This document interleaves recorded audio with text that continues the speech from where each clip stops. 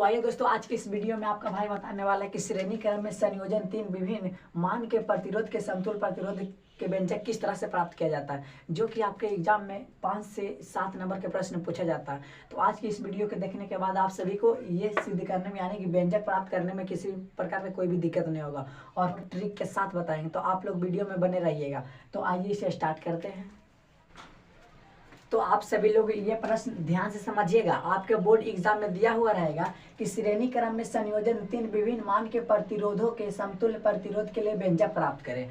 तो आपके board exam में इसी तरह से प्रश्न दिया हुआ रहेगा। तो आप सभी को व्यंजक प्राप्त करना। अगर व्यंजक प्राप्त नहीं करने आता है तो आज की इस वीडियो को देखने के बाद व्यंजक प्राप्त करने में कोई भी दिक्कत नहीं होगा। 2 मिनट के अंदर आप लोग सिद्ध कर सकते हैं। तो आपको व्यंजक क्या प्राप्त करना है कि R बराबर R1 plus R2 plus R3, यही है आप सभी का व्यंजक। तो इसे हमें प्राप्त करना है। तो आप सभी को सबसे पहले इस तरह से चित्र को बना लेना है और चित्र बनाने के बाद आप सभी को यहाँ पे लिखना होगा। यहाँ पे समझ सकते हैं कि पहले लिख सकते हैं कि माना कि, यहाँ पे देखिए माना कि, यहाँ पे लिख सकते हैं आप सभी लोग, माना कि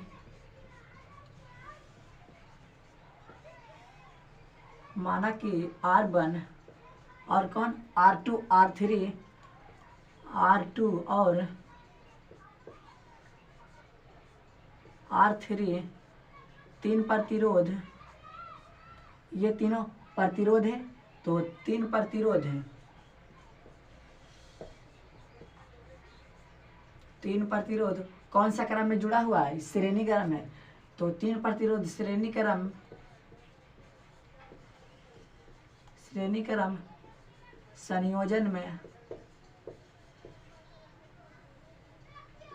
संयोजन में जुड़े हैं। और इसके बाद लिखना है कि इन सभी प्रतिरोधों से एक समान विद्युत धारा I प्रवाहित हो रहा है। तो लिखना है कि इन सभी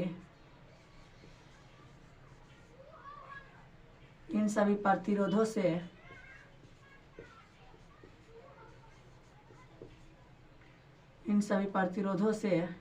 एक समान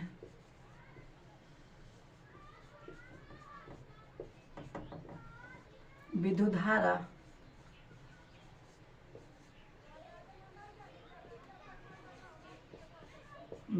क्या प्रवाहित हो रहा है?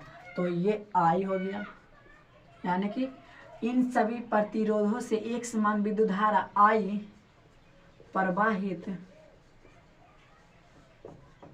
हो रहा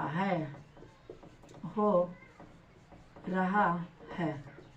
तो इसके बाद लिखेगा कि इन बिंदुओं का विभव, यानी कि इस बिंदु का विभव क्या है? तो यहाँ पे लिखेगा इन बिंदुओं का विभव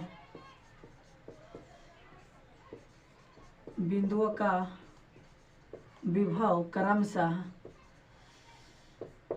क्या लिख सकते हैं? भी है, यानी कि यहाँ पे समझिए विभव निकाल रहे हैं तो भी लिखेंगे। विभव A है तो A, भी A और कौमा VB और उसी तरह से VC और तथा VD है।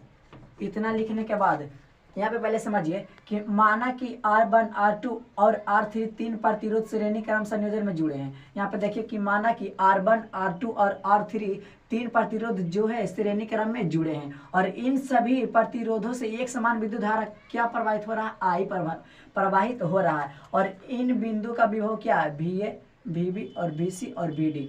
आपको जिस तरह से चित्र बनाना है उसी तरह से इधर लिख सकते हैं। ये नहीं कि इसी तरह से आप सभी को लिखना होगा, यानी कि आप लोग जिस तरह से बना सकते हैं उसी तरह से यहाँ पे इसके बारे में लिख सकते हैं। यहाँ तक समझने में कोई भी दिक्कत नहीं है। तो आप लोग ओम के नियम पढ़े होंगे। तो ओम के नियम क्या होता है यहाँ पे समझिए। अब इसके बाद लिखना ओम के नियम से। तो ओम के नियम क्या होता है? ओम के नियम से होता है, यहाँ पे समझ लीजिए कि ओम के नियम होता है V बराबर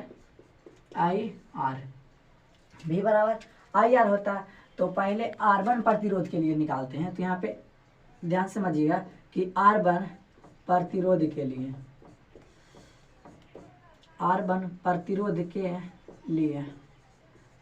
क्या हो जाएगा? R1 प्रतिरोध के लिए तो हो जाएगा यहाँ पे पहले इसके ओम के नियम से। तो R1 प्रतिरोध यानी कि R1 के आगे और पीछे हमें देखना है। तो A और B है, यानी कि यहाँ पे V है तो VA और माइनस VB और बराबर क्या होता है आई आर। R1 प्रतिरोध है तो R1 यहाँ पे दे दीजिए, इसे समीकरण 1 मान लीजिए। और उसी तरह से आप सभी को निकालना है R2 प्रतिरोध के लिए। तो निकालना है तो यहाँ पे ध्यान दीजिएगा कि R2 के आगे B है और C है, तो यहाँ पे लिखिए R2 प्रतिरोध के लिए, प्रतिरोध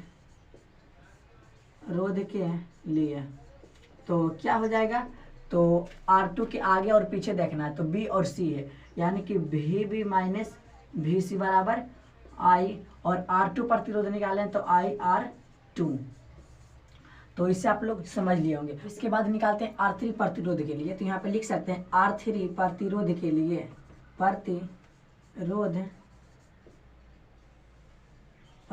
के लिए तो R3 प्रतिरोध के लिए क्या हो जाएगा, तो यहाँ पे ध्यान दे सकते हैं आप सभी लोग कि R3 निकाल रहे हैं तो R3 के आगे और पीछे देखना है, तो C और D है, यानी कि V तो रहेगा पहले, तो VC माइनस VD बराबर इसके बाद क्या है IR, तो I रहेगा, और कि कौन सा प्रतिरोध के लिए, तो R3 प्रतिरोध, तो यहाँ पे हो जाएगा R3 प्रतिरोध। इसे समीकरण 3 मान लीजिए और ये समीकरण 2 है।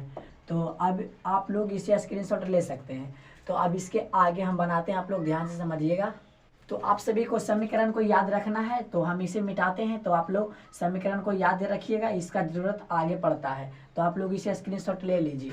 तो आप लोग यहाँ पे देख सकते हैं कि आप सभी का समीकरण 1 और 2 3 यहाँ पे लिख दिए हैं। तो अब इसके बाद आप सभी को करना है क्या कि समीकरण 1 और यानी कि समीकरण 1, समीकरण 2 और समीकरण 3 को जोड़ने पर, तो आप सभी को यहाँ पे लिखना है कि समीकरण 1 प्लस 2 और प्लस 3 जोड़ेंगे तो जोड़ने तो आता ही होगा, तो बायां के साथ और दायां के दायां के साथ जोड़ते हैं। तो आइए इसे जोड़ते हैं, तो जोड़ेंगे तो VF माइनस VB, और जोड़ रहे हैं किसे, VC minus VB minus VC, और फिर जोड़ रहे हैं किसको, VC माइनस VD।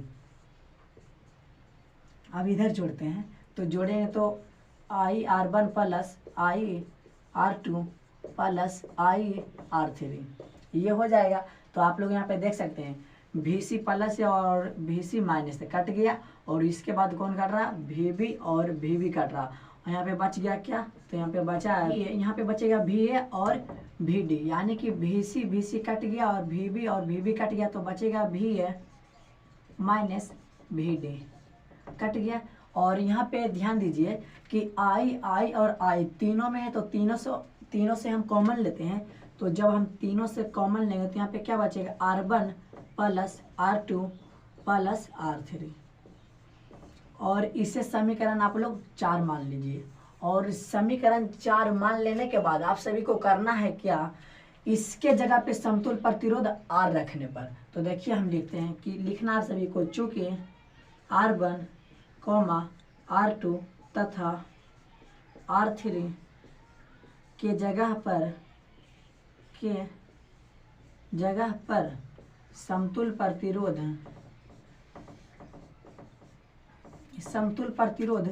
R लगाने पर, तो यहाँ पे आप लोग ध्यान दीजिए कि जब इसके जगह पे समतुल प्रतिरोध R लगाएंगे तो क्या हो जाएगा, ये तो हमारा ऐसा ही रहेगा, VA माइनस VD और I, और इसके जगह पे सिर्फ R लगाएंगे। यहाँ पे हम लिख दिए हैं कि R1, R2 तथा R3 के जगह पे समतुल प्रतिरोध R लगाने पे, तो यहाँ पे R लगा दीजिए, तो आपका समीकरण 5 हो गया। और आप लोग यहाँ पे ध्यान दीजिए कि समीकरण 4 और समीकरण 5 का बायां पक्ष आपस में बराबर है। यहाँ पे देखिए कि समीकरण 4 का बायां पक्ष और 5 का बायां पक्ष आपस में बराबर है, तो दायां पक्ष भी बराबर होगा। तो आइए हम कर देते हैं, तो इसका क्या है, दायां पक्ष जब बायां पक्ष बराबर तो दायां पक्ष भी बराबर, तो यहाँ पे है I into R1 plus R2 plus R3 और बराबर इसका क्या है IR। तो यहाँ से I से I आप लोग काट दीजिएगा, तो यहाँ पे बचेगा क्या, R बराबर R1 plus R2 plus R3। तो यही हो गया आप सभी का व्यंजक प्राप्त, बहुत ही इजी है।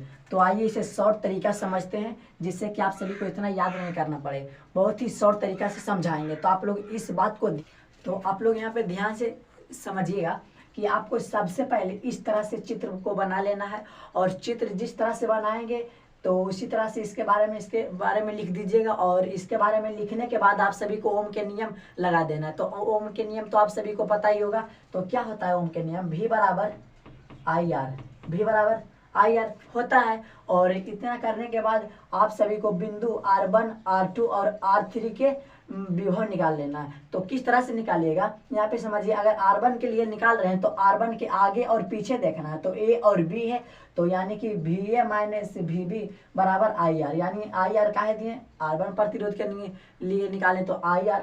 तो इसी तरह से अगर R2 के लिए निकालते हैं तो R2 के आगे B और C है, यानी कि VB और VC बराबर IR2। तो अगर R3 के लिए निकालते हैं तो VC माइनस VD बराबर IR3।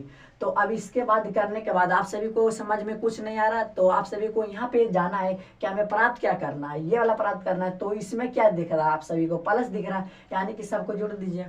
तो सबको जब जोड़ दीजिएगा तो आपका समीकरण फाइनल 4 निकल जाएगा, यानी कि यहाँ पे था R2 प्लस R3, समीकरण आपका 4 निकल गया। तो अब इसके बाद क्या करना है कि इसके जगह पे, सिर्फ इसके जगह पे समतुल्य प्रतिरोध R लगा दीजिए। तो अगर हम R लगा देते हैं तो ये तो समीकरण 4 हो जाएगा, और समीकरण 5 भी अगर इसके जगह पे रखेंगे तब समीकरण 5। तो समीकरण 4 का बायां पक्ष और 5 के बायां पक्ष आपस में बराबर, तो इसे काट देते हैं। तो अगर इसके जगह पे सिर्फ R रखेंगे, यहाँ पे समझिए IR, और ये रखेंगे तो I से I कट जाएगा, तो बचेगा R बराबर इतना। तो आपका समतुल्य प्रतिरोध प्राप्त हो जाएगा।